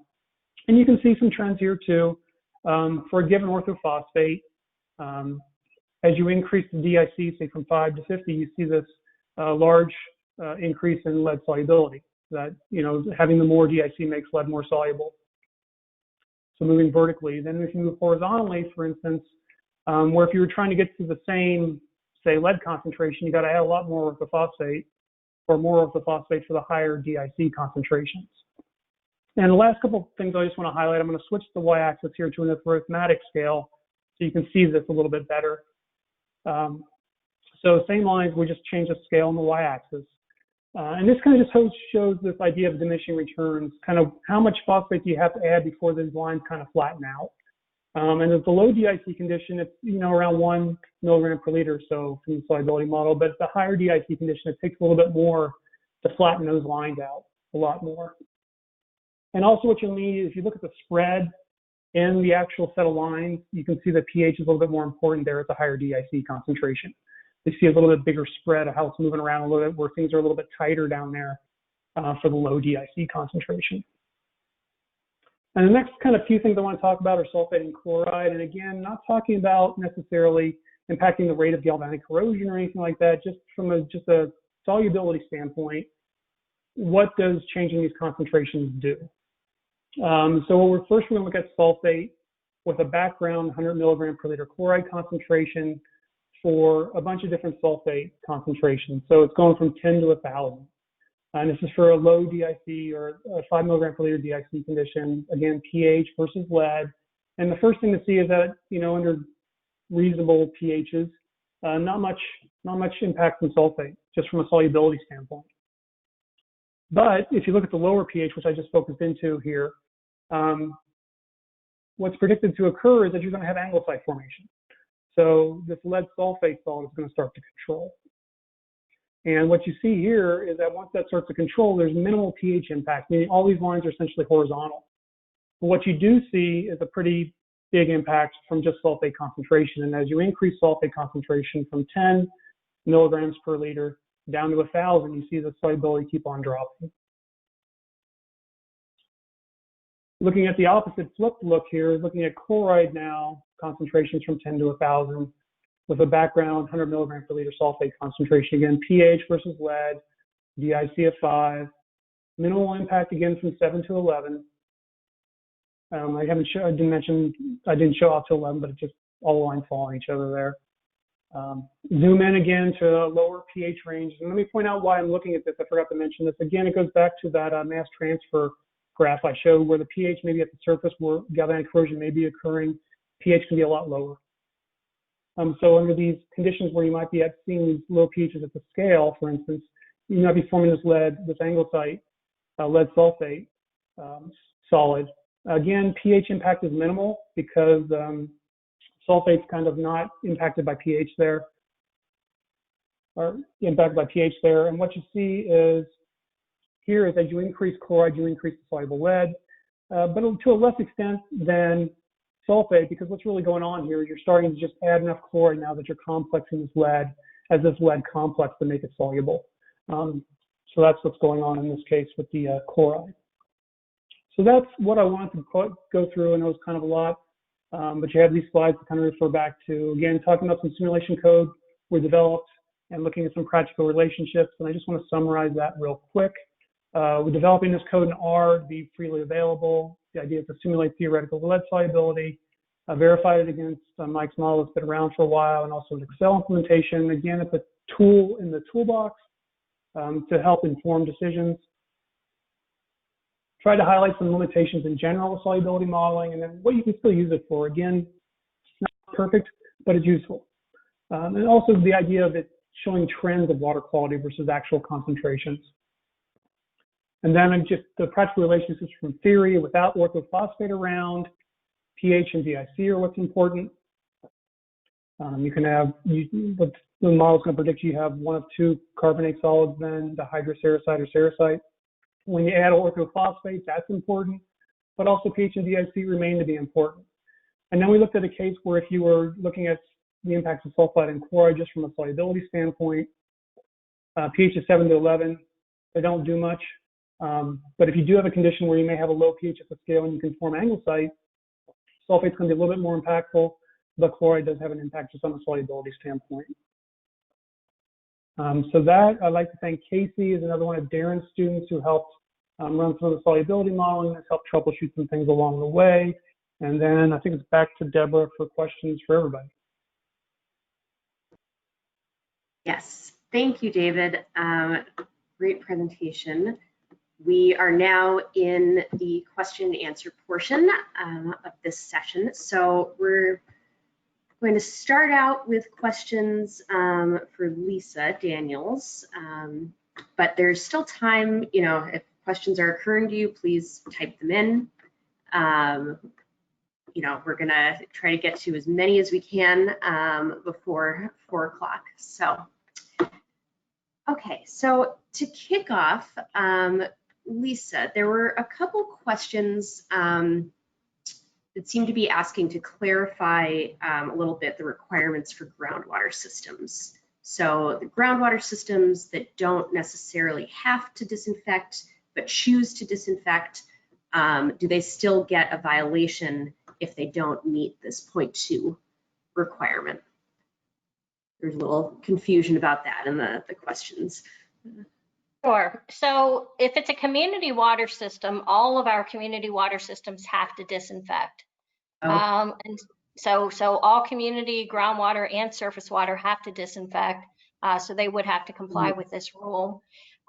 We also have some so in the non-community world, treatment may be triggered under the groundwater rule. And if those systems trigger the need for treatment under the groundwater rule, they would also have to comply with this rule. So that's sort of the universe. Okay, so yeah, so under the Pennsylvania rule, all community water systems, even groundwater systems, have to disinfect. That's a good caveat. Another question that several people had related questions to this. People were curious about, do you have a sense of or data on what kind of actions systems took to correct maybe low disinfectant residuals or to prevent having a violation? Did systems tend to flush? Did they tend to make changes with their storage tanks? If you can speak to that a little bit, what kind of actions systems tend to take? Sure. So again, the sort of the anecdotal information we are getting from the systems that may be out doing some sampling and they detect a low residual, what we are hearing is that they are changing their operational practices, and they may record a low residual, say in the morning, but then they institute flushing. So they immediately take care of that low residual and continue to sample the residual throughout the day. And then ultimately what compliance is based on is an average of the residual for that day. So folks are immediately addressing the low residuals by attempting to flush. So, you know, to me, that's a win-win, because we're getting improved operations and they're beginning to learn which areas of their sections would need then more routine flushing, for example. And then we've got systems that, based on what they're finding, are coming back in, and some of the numbers that I gave you indicate which of the systems found that they had to put in automated flushers to help them meet the requirements in all areas of their system. Thanks. One more question that, again, there was a couple related questions. For the systems, when they're coming up with their site, their sampling plan, their site selection plan, how much guidance does Pennsylvania DEP give on where they should be sampling? Is there a review process? Is there some training that they get? Just some more details about that. Sure, it's really all of the above. We did pretty extensive training with this rule.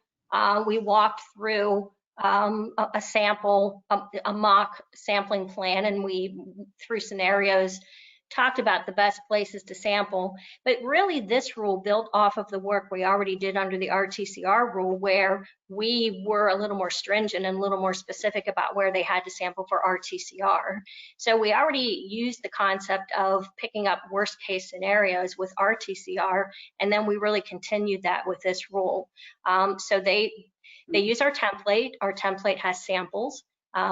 They submit that to our staff review it, and approve it. And so if there are any concerns about the sampling sites, there is a back and forth between us and the water supplier to correct anything. But we're definitely looking for not just representation, but that they're actually sampling in some of their worst case scenario sites, because we know those are going to be the challenging ones. Got it. Thanks. One more question for you before we move on to Ashley and Anne.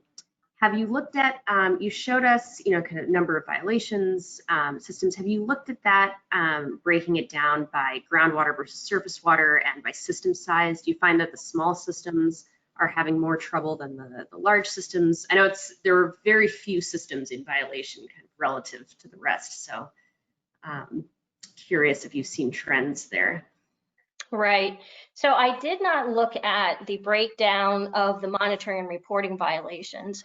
So I can't give you that number off the top of my head. In terms of the number of systems that had to move forward with some sort of infrastructure, so it's a bit of a mixed bag. So of those 16 systems, 9 of them were surface water. 1 of them was a mixed surface water groundwater. 4 of them were strictly groundwater, and then 2 of them were purchased surface water. So of course, with purchased surface, you have consecutive system issues. So it's a bit of a mixed bag. Certainly the larger majority of them are surface, but we've got some groundwater systems there as well. Okay, thanks. Let's see, Ashley and Anne, we have some questions for you. One question that came up was, you talked about, and specifically for Ashley's portion, I think, you talked about how there's a threshold of less than 60 days for an emergency to classify something as a short-term emergency interconnection. Can you just go into a little bit what where that number specifically comes from? About 60 days or less, is that something in legislation or just best judgment? Yeah, that actually, so our guidance, we have more information in the guidance, but we kind of expressed that, it's not meant for short-term emergency interconnections. And, when we first issued that, water systems came back with, what does that mean? Same question. And so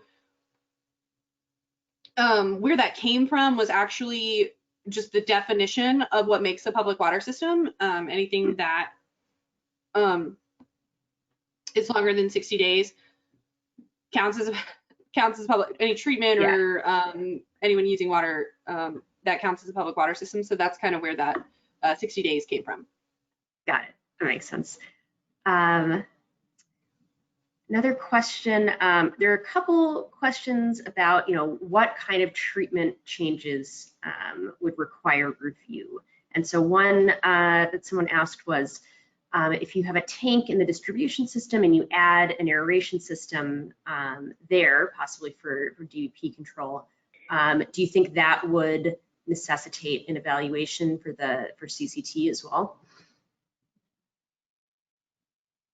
So currently we have that set, and obviously everything is subject to change.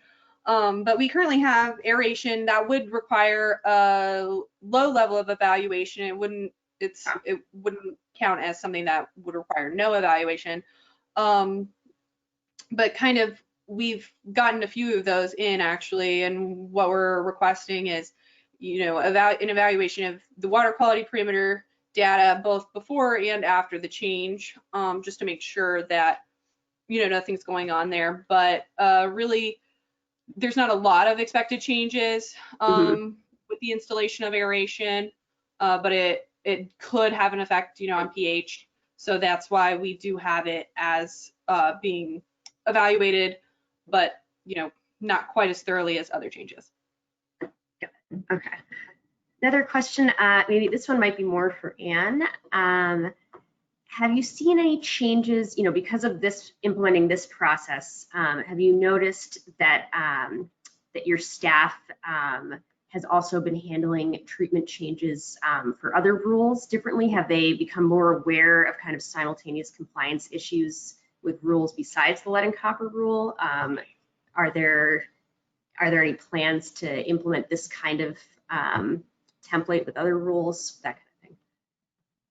So it's funny you mentioned that now, because we were just kind of, Ashley and I were just chatting that the only one we could think of was actually aeration for DBP. Okay. Yeah. And so, yeah, that one did trigger some level of evaluation, but we couldn't think of any others in particular, so yeah. Another question was, the comparison of the water quality parameter data, how much, what does that entail from the staff perspective? How much data is captured and reviewed for each of those? So I kind of mentioned that we do try and match it up with what's required in the federal rules. So prior to any sort of change, if they're like, for example, the aeration example, prior to a change, we are requiring, at least 2 sets of, baseline water quality parameters. Those are, and the specific parameters that need to be taken are outlined depending on that change. So for aeration, an example I can think of is we require dissolved oxygen to be monitored, as well as all the other parameters that we're requiring. And so 2 instances of that prior to the change, and then following up, obviously a little different than, traditional follow-up water quality parameter monitoring that is, specifically outlined in rule, but, having them take samples for about a year after the change just to make sure that there weren't any major upsets to pH or et cetera afterwards. And it would be the same as those initial parameters. And that's kind of the difference between what we're doing with source and treatment changes and then, someone actually installing CCT, because for that follow-up is just those like orthophosphate pH alkalinity, whereas this is a little bit more thorough in the follow-up monitoring. Thanks. Let's see. Question, another Ohio question. How do you handle the locations of sampling sites and the setting of the optimal water quality parameters for water systems that may have very different water qualities in different parts of their distribution systems? Like, I don't know, one portion is older or has significantly longer water age. Do you get into those kind of details with the sampling plans? And this actually could be a similar question for Lisa. I'm curious to. Yes, I would say we do. Water quality parameters just have to be representative of the distribution system. So we would expect them to be in all areas of the distribution system. And we recently had a rural system that we designated that actually had 3 separate entry points from 3 different treatment plants. So that's probably like the extreme of this scenario where they were receiving water from 3 separate plants. So what we did for that system was we set designated parameters for the entry point from each plant, so from each system. So those are different. And then what we did for distribution was based on the follow-up monitoring, we took a look at what they could achieve with all those 3 water qualities like mixing together.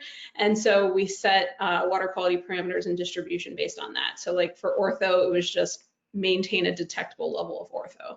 And then for pH, it was basically like the lowest level of pH that we saw in the distribution system during follow-up monitoring. Thanks. Lisa, in terms of the disinfectant sampling plans, have you seen that there's that this is an issue that systems struggle with to find representative samples because there's lots of changes in their distribution, lots of differences in their distribution system, or because of all the experience with RTCR sampling, is it easier? Yeah, I mean, I think because of the experience with RTCR and the fact that we did in-depth training on that rule, and it was that rule that we first expanded sort of the expectation of where they're sampling, it was a little easier for them to, understand what we were looking for DRR stuff. So with DRR, they have to sample all of their RTCR sites, and then they have to add additional sampling sites to that to make sure that they get enough, that they're sampling every week. And there were a couple of other areas where we really wanted them to focus for DRR. So for example, if we knew a system purchased water And we know there's a mixing zone there where they, it's a real issue where we've got a system using one form of disinfectant, purchasing water from a system with another different type. So what are you doing in those mixing zones where you might have free chlorine being mixed with chloramine? So we really wanted them to focus in those areas as well for sampling. Actually, that leads me to another question that came in. With the nitrification plans that systems submit, what is the process for reviewing those on the state side? What do you look for? So the regulations include the components that were supposed to be there. So the basic review is a completeness review. So we look to make sure they have all of the necessary components. We use the AWW, I believe it's the M56 manual, if that's the right number, as the model. And then, if there's anything missing, if anything needs more detail, we just sort of work back and forth with the system. But what we would be looking for are, what are they monitoring? Where are they monitoring it?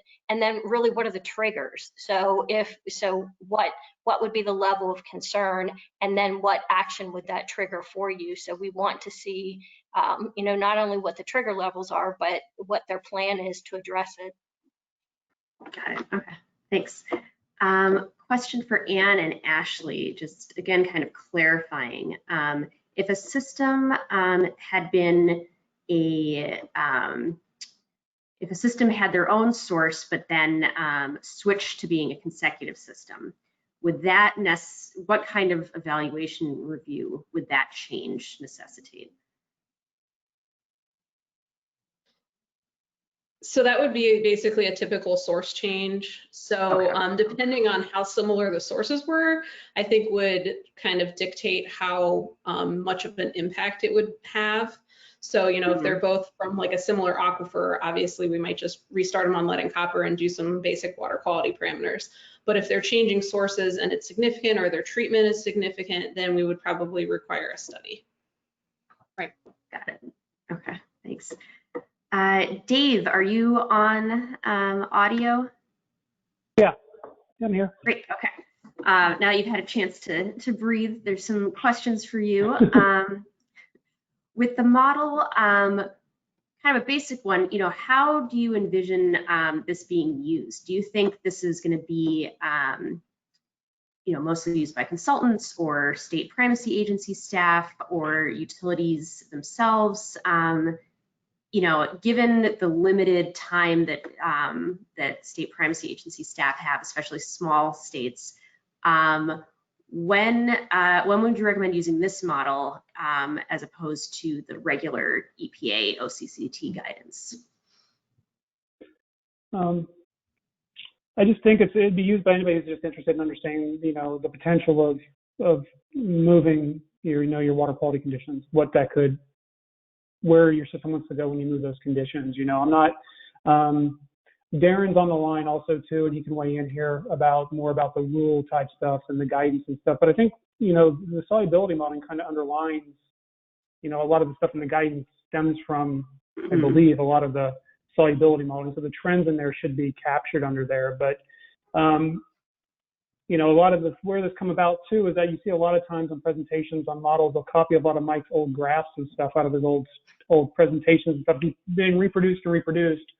And somebody might have just a little bit different water quality that they want to see, okay, well, for my conditions, changing from A to B, what does that really indicate, at least?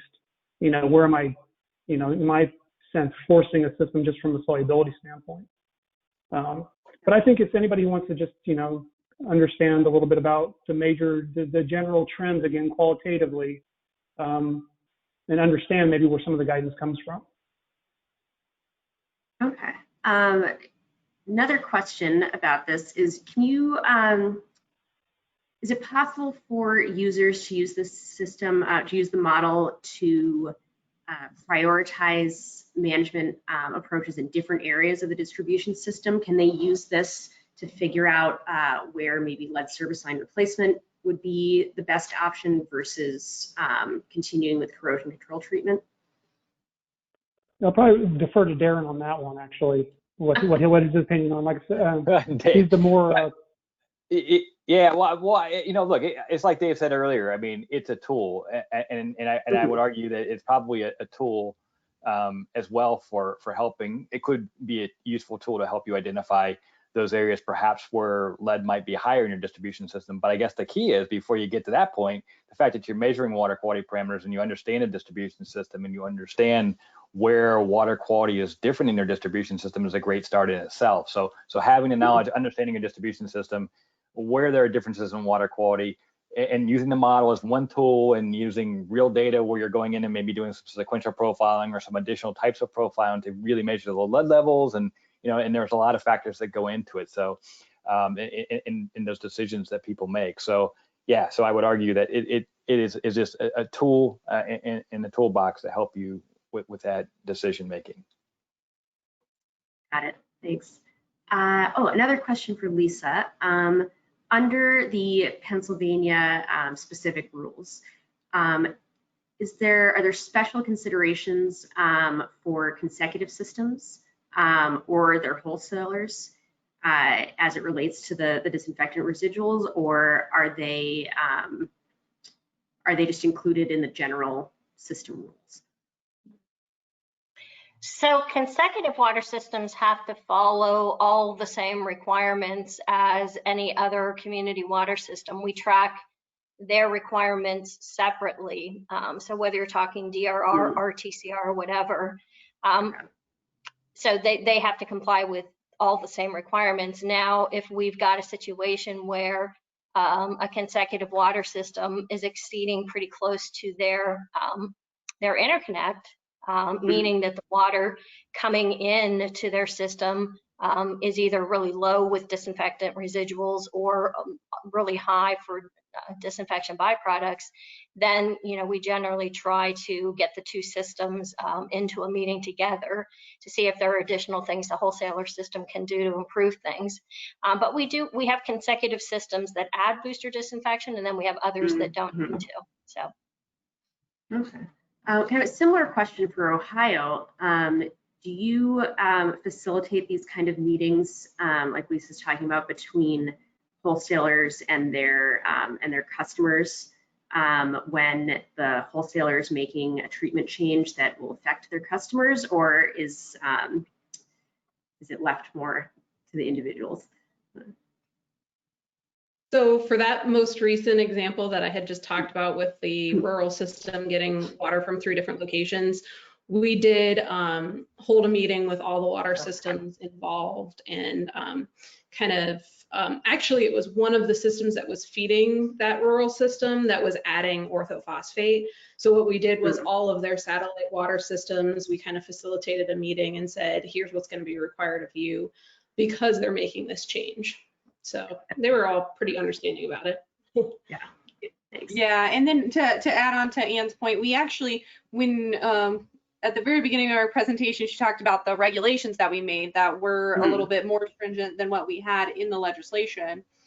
And that was something that we added to our regulation, that, if someone, either a wholesaler or a supplier, were making a source or treatment change, they do have to notify either their buyers or their supplier. And then we kind of reserve our right to require additional monitoring or water quality parameter monitoring in those other, because I mean, it's all one distribution. It's not like, right. So, so. Okay. Final question. So this is about availability of templates. Lisa, I know in your presentation you mentioned specifically that all of these materials are available on the Pennsylvania website.